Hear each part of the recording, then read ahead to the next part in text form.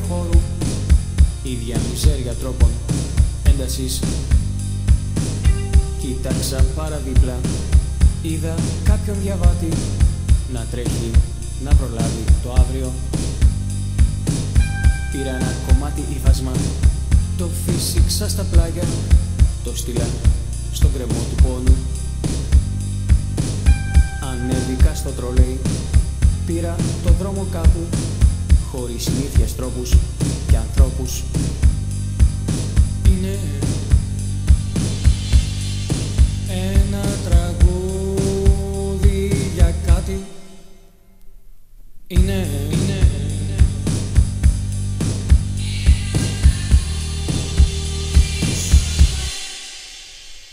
όρια.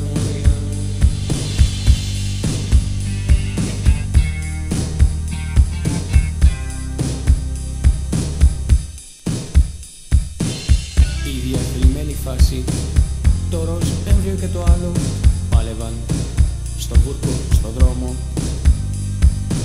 Σκεφτήκα περασμένα, ένιωσα μια τάση να φύγω απ' τα περασμένα.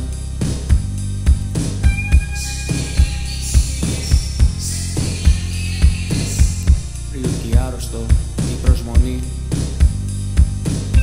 έσπασα το ρολόι μου, έφτιαξα το μπουφάν μου, κοίταξα έξω στον δρόμο.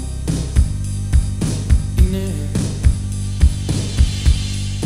ένα τραγούδι για κάτι. Είναι